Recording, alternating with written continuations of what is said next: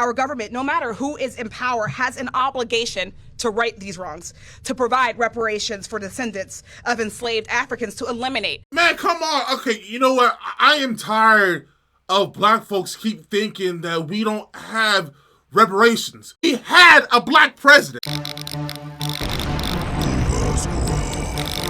What's going on, the Nova Squad? Welcome back to the channel. So, as you guys may know, the Democrats and everyone else on the left side is actually losing their minds because they believe that Elon Musk is trying to take up all of the information and then trying to, you know, sap out all your funds and all your information, whatever, which is also, you know, false and such because, like, you know, the government has always had y'all information and everything. So, like, what is the difference of him actually, like, you know, making sure that we are spending, you know, our money correctly so we can have extra money in our own pockets and such? And it's just so ridiculous. So, you know, today I want to react to this one video from the Fox News and everything. It's called Arkansas Governor Slams Radical Left's Latest Display. I'm excited to react to this because Jesse Waltz, he actually is pretty funny on the whole Fox News whatever. So yeah, without further ado, let's get right into it.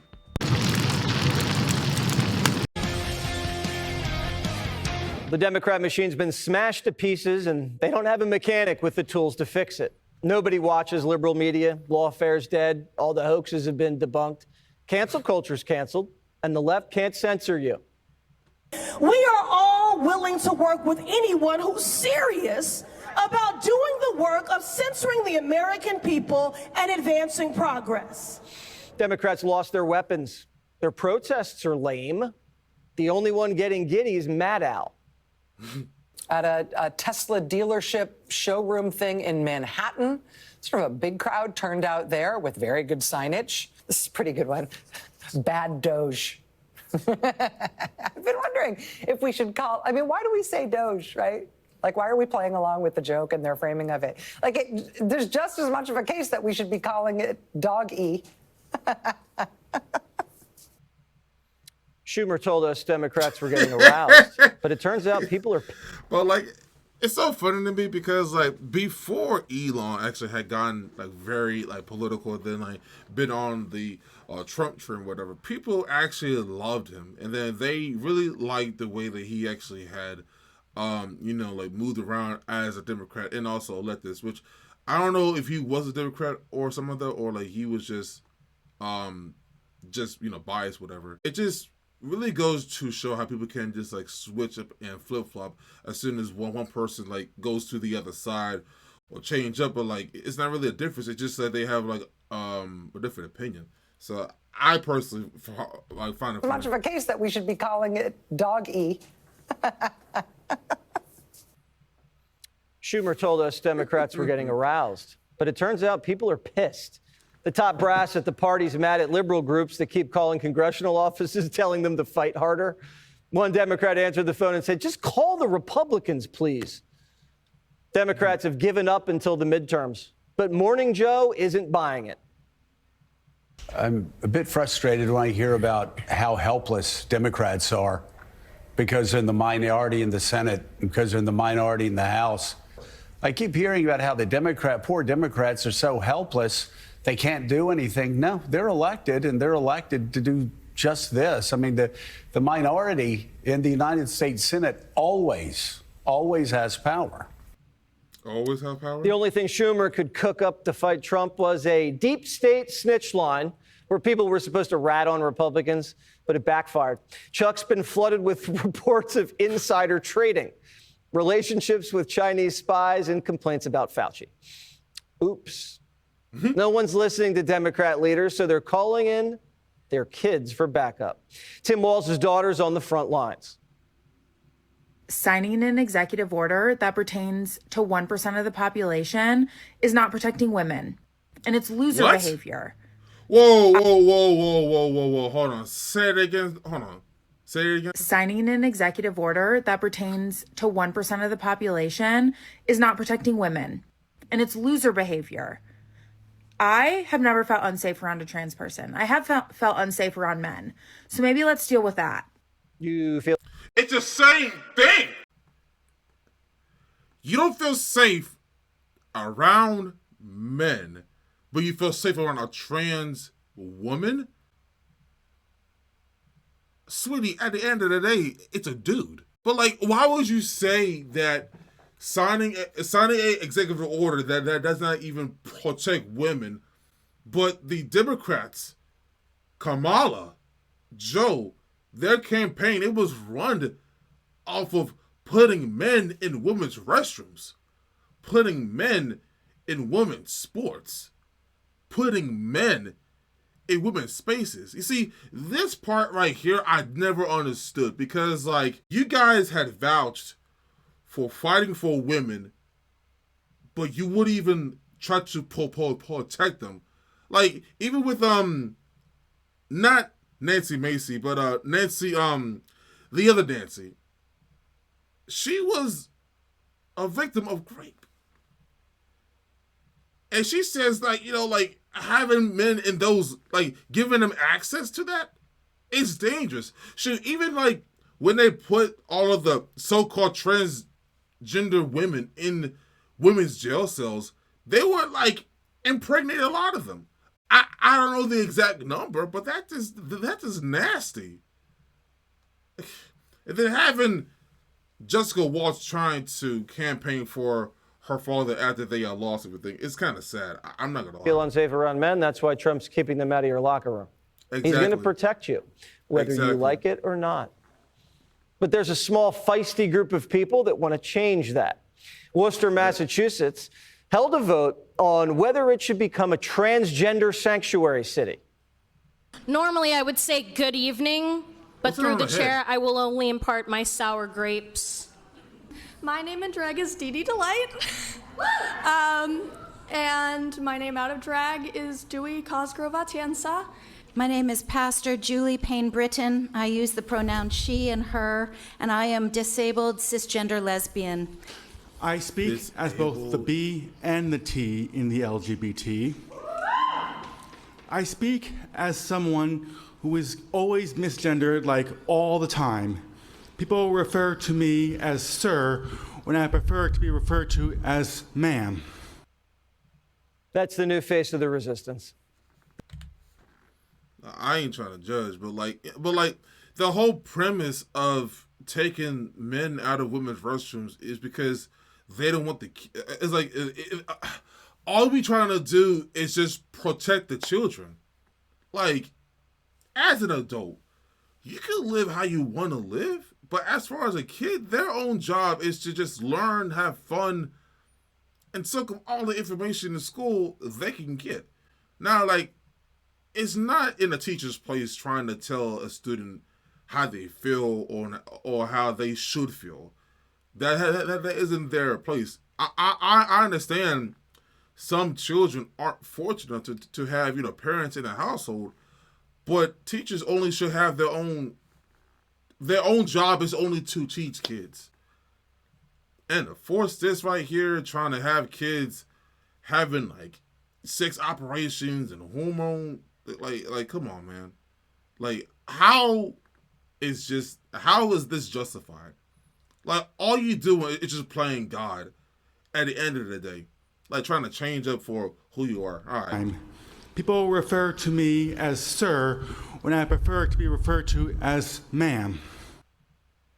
That's the new face of the resistance. The golden age put him in a dark place. I'm shaking right now. I don't want to be here. Please. I'm sorry, am I taking too long pleading for my life? I need the city to protect me because the federal government won't. And if you think you're afraid of Trump, you should see how afraid of Trump I am. You better prepare for trans people to make this a very unsafe space. I do not want to be here. So now you threaten people. Okay. It's my day off. I don't want to spend an hour applying glitter on my face so that you will hear and see me. Can you look at me and tell me how many of my friends need to die before you do anything? Please wrap up. Look at me. Okay, we're all done here. Pathetic. We're all done. Come on. And it wouldn't be a drag show without a musical number. Huh?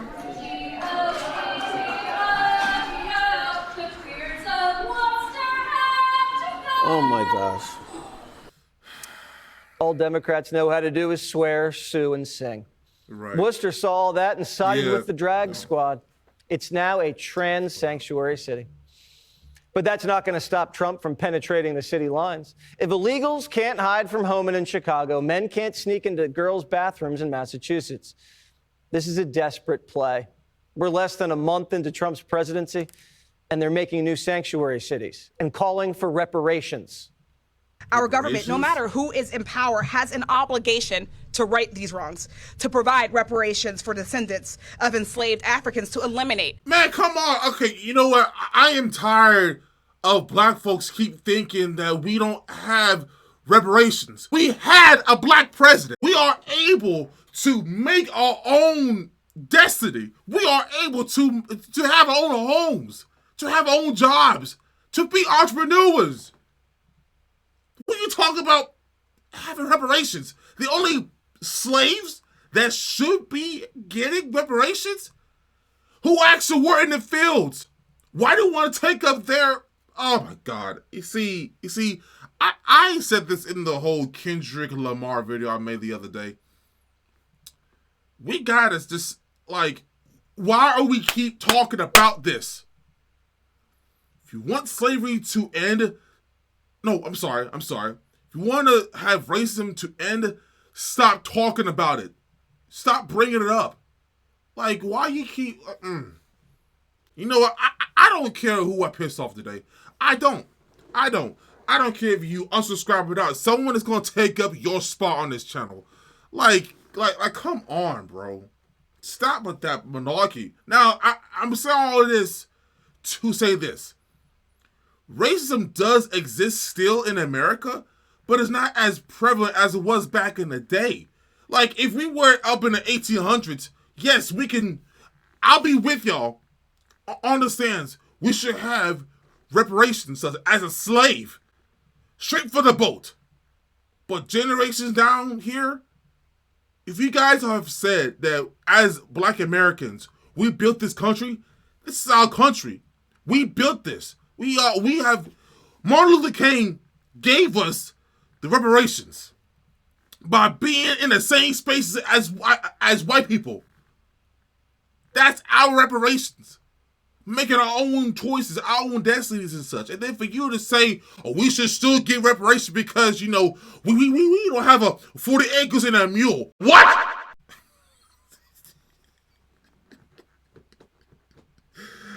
Okay. Go on. Whatever. Our government, no matter who is in power, has an obligation to right these wrongs, to provide reparations for descendants of enslaved Africans, to eliminate the racial wealth gap, to uplift the black community. White supremacy is rampant in this country. Just look at the current administration. Black excellence scares Donald Trump. It scares Stephen Miller. And it scares Elon Musk. Because you know what? Deep down, they recognize their own mediocrity. While Democrats are complaining, Trump's working around the clock. He held a press conference at 10 o'clock at night to welcome home Mark Fogel, an American hostage he promised to free during the campaign. Fogel was arrested by Russia in 2021 and then detained for 3 years. Biden couldn't get him out, but Trump brought him home in less than a month. Fogel sung Trump's praises while holding a can of beer from his home state of PA. I feel like the luckiest man on earth right now. And I want you to know that I am not a hero in this at all. And President Trump is a hero. A second American prisoner was just released from Belarus earlier today. Trump's motor won't stop running. Even his own family's impressed. Grandpa hardly sleeps. Yeah, he's a whole different animal. Like, I mean, during the end of the campaign, when I watched a 78-year-old man do 2 all-nighters in a row, and then like, I'm dying. You know, we're on the plane coming back, and he puts on music, and he's doing like Trump DJ night. I'm like, I just want to go to bed. The guy, after 2 all-nighters, goes right on like national television, like morning shows, like where it matters. It's crazy for like what he does and his age. I think it's crazy.